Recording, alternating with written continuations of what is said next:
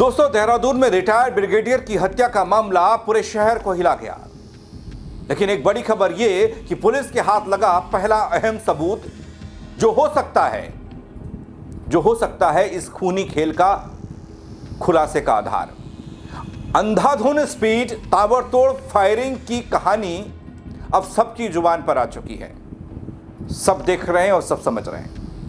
दोस्तों, क्या CCTV video सच की परतें खोल पाएंगे जो पुलिस के हाथ लगे हैं? राजधानी की सड़कों पर हुई यह हिंसा आखिर किसने और क्यों की?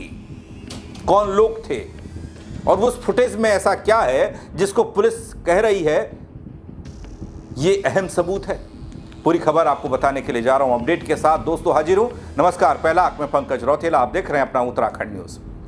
दोस्तों, स्कॉर्पियो सवार की चलाई गई गोली मॉर्निंग वॉक कर रहे रिटायर्ड फौजी अफसर को लग गई और यहीं से शुरू हो गया उन सवालों का शोर कि आखिर ऐसे कैसे राजधानी में कोई किसी पर गोली चला सकता है, किसी को राह चलते मार सकता है।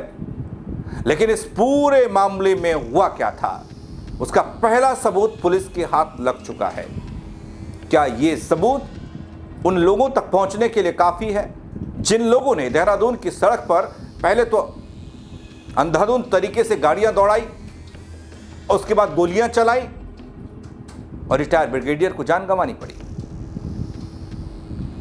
दोस्तों, मैं आपको तस्वीर दिखाऊं जहां साफ देखा जा रहा है कि दो गाड़ियां, एक सफेद और एक काली, एक आगे एक पीछे, अंधाधुंध स्पीड में देहरादून की सड़कों पर गलियों को चीरते हुए आगे बढ़ रही हैं।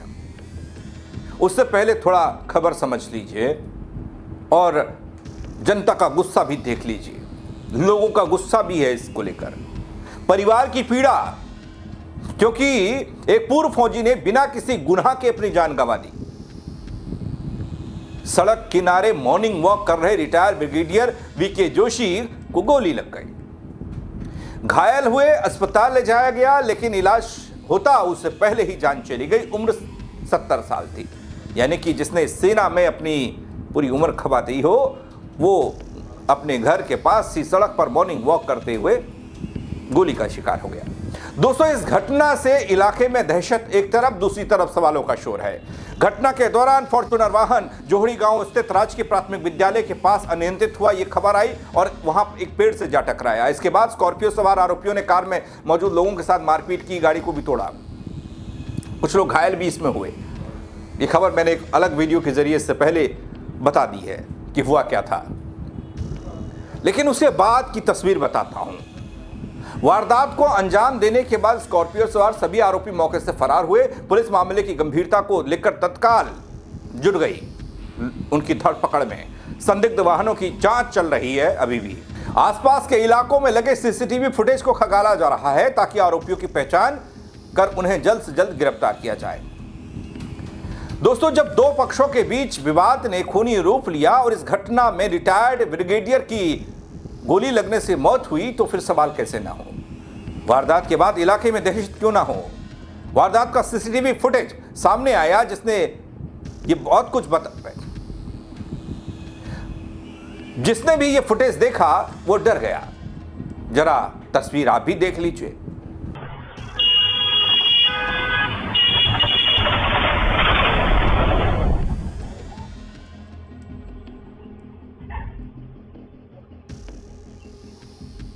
दोस्तों, इस घटना से जुड़े एक सीसीटीवी फुटेज में यह सामने साफ दिखाई दे रहा है जिसमें गोलियों की तड़तड़ाहट भी सुनाई दे रही है। दोस्तों, वीडियो में देखा जा सकता है कि एक संकरी सड़क पर काले और सफेद रंग की दो कारें तेज रफ्तार में दौड़ती नजर आ रही हैं।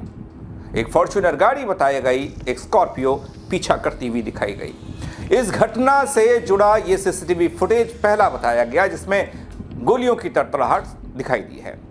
वीडियो में दोस्तों आप भी देख सकते हैं कि एक सड़क है और उसमें काले और सफेद रंग की दो गाड़ियां तेज रफ्तार में पलक झपकने तक का मौका नहीं दे रही हैं। एक शख्स भी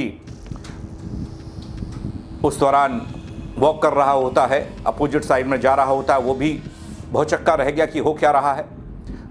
तेज रफ्तार में दौड़ती ये दोनों कारें और यही है एक रिटायर्ड ब्रिगेडियर की मौत के कारण। एक फॉर्च्यूनर गाड़ी स्कॉर्पियो गाड़ी का पीछा कर रही है। दोस्तों, इसमें घटना के वक्त मॉर्निंग वॉक पर निकले लोग भी वहां मौजूद थे, वो भी हैरान थे, परेशान थे, इस पूरी वारदात के गवाह बने। घटना की जानकारी पुलिस को दी गई, मौके पर पुलिस पहुंची, घेराबंदी हुई। शुरुआती जांच में ओवरटेक का विवाद बताया गया वारदात की वजह। 2 कार सवारों के विवाद में एक निर्दोष रिटायर्ड फौजी अफसर की जान चली गई। हालांकि दोस्तों, पुलिस सभी पहलुओं पर जांच कर रही है। पुलिस अधिकारियों का कहना यह है कि सीसीटीवी फुटेज के आधार पर आरोपियों की गाड़ी की पहचान की जा रही है और जल्द ही उन्हें गिरफ्तार कर लिया जाएगा। फिलहाल इलाके में सुरक्षा बढ़ा दी गई, लेकिन यह घटना यह बता गई कैसे पुलिस का खौफ खत्म हो रहा है और बदमाश खुले में गोलियां चला रहे हैं। अब इलाके में सुरक्षा बढ़ा लीजिए, लेकिन यह घटना ये तो सवाल खड़े करी गई। खौफ खत्म कैसे हो गया पुलिस का? बदमाशों को खुलेआम गोलियां चलाने की इजाजत किसने दे दी, कैसे मिल गई? लोगों का गुस्सा भी पुलिस के सामने वो दिखा रहा हूं मैं आपको। 2 हफ्ते से रोज मर्डर हो रहा है, आप लोग लगा रहे किसी को?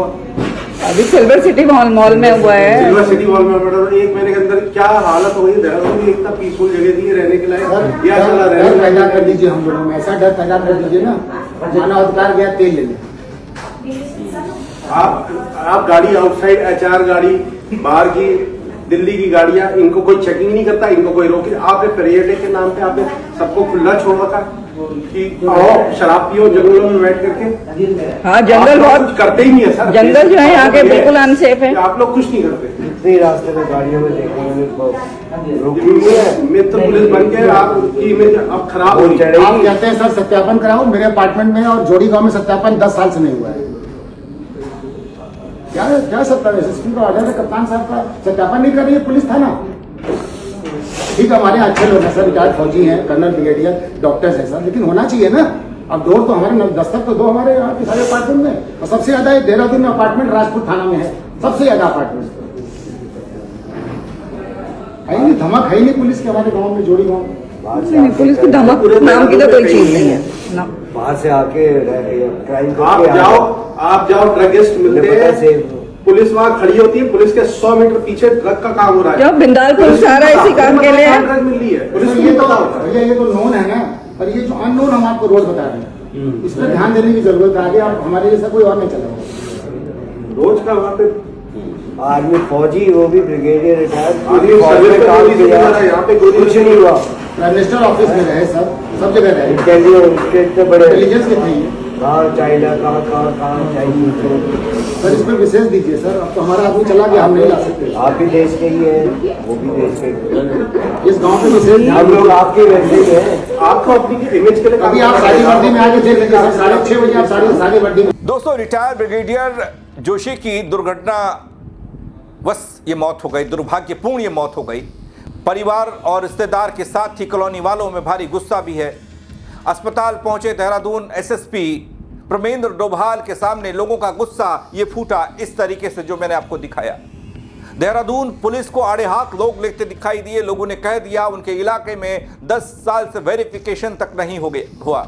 लोगों ने यह भी आरोप लगाया कि जहां पुलिस खड़ी रहती है उसके थोड़ी ही दूरी पर ड्रग्स का काला धंधा धड़ल्ले से चलता है, लेकिन पुलिस कोई कार्रवाई नहीं करती। लोगों ने अपराधियों पर सख्त कार्रवाई करने की मांग जोश से उठाई है, जोश के साथ उठाई है। लोगों ने यह भी कह दिया कि उनके इलाके के जंगल में लोग खुलेआम नशा करते हैं, लेकिन कभी भी पुलिस की रेड नहीं पड़ती। लोगों ने यह भी कह दिया कि मित्र पुलिस की छवि बहुत गिर चुकी है, उसे संभालिए साहब। देहरादून SSP प्रमेंद्र डोभाल को आप देख सकते हैं दोस्तों, सिर झुकाए, नजरें झुकाए, लोगों की बातों को सुनने को मजबूर हो गए। मुंह से एक शब्द तक नहीं निकल रहा है। लोगों ने कहा कि रिटायर्ड ब्रिगेडियर जोशी फौज में रहे, उनकी तैनाती POM में रही, वो इंटेलिजेंस में रहे। जब पुलिस उनकी सुरक्षा नहीं कर पा रही है तो फिर आम लोगों का क्या? दोस्तों, वैसे भी देहरादून वो शहर है, या तो यहाँ पर पढ़ने वाले बच्चे ज़्यादा रहते हैं और या फिर यहाँ पर रिटायर्ड लोग ज़्यादा रहते हैं। आज दिनांक 30 मार्च को सुबह करीब 6:50 के आसपास कंट्रोल रूम के माध्यम से एक सूचना हमें प्राप्त हुई थी कि थाना राजपुर के जोहड़ी गांव जो चौकी जाखन के अंतर्गत आता है। वहाँ पर रोड पे एक रोड रेज के दौरान कुछ गोलीबारी की घटना हुई है। मौके पर तत्काल थाना प्रभारी एसपी सिटी और मेरे द्वारा स्वयं मौके का मुआयना किया गया था। तो एक वाहन जो फॉर्च्यूनर लीजेंडर है वो क्षतिग्रस्त अवस्था में वहाँ पर था और गोली से एक रिटायर्ड ब्रिगेडियर मुकेश कुमार जी की इसमें उस समय घायल हुए थे। उनको तत्काल हॉस्पिटल ले जाया गया जहाँ पर उनकी मृत्यु हो गई है। इसमें दोनों ही पक्षों के जो लोग हैं उसमें एक पक्ष को तत्काल पुलिस के द्वारा हिरासत में लिया गया है। उनको अभी थाने में बैठाया गया है, उनको हिरासत में लिया गया है। बाकी दूसरा पक्ष जो जिनके मध्य ये विवाद चल रहा था वो अभी फरार चल रहा है। मुझे उम्मीद है हमारी टीमें अभी लगी हैं, शीघ्र ही हम उनकी भी अरेस्टिंग कर लेंगे। जो भी इस घटना में सम्मिलित है, भले वो प्रत्यक्ष रूप से हो या परोक्ष रूप से, सभी के खिलाफ सख्त वैधानिक कार्रवाई की जाएगी। इसके लिए संबंधित थानाध्यक्ष को भी निर्देशित किया गया है और मेरे द्वारा स्वयं इसकी मॉनिटरिंग भी की जा रही है।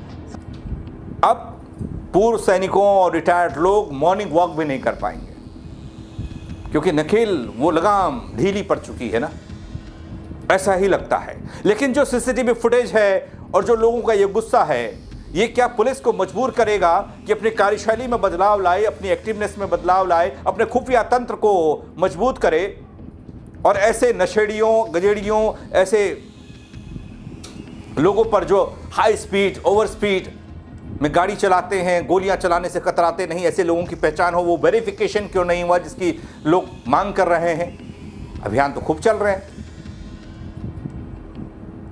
अभी तक पुलिस के हाथ खाली हैं दोस्तों।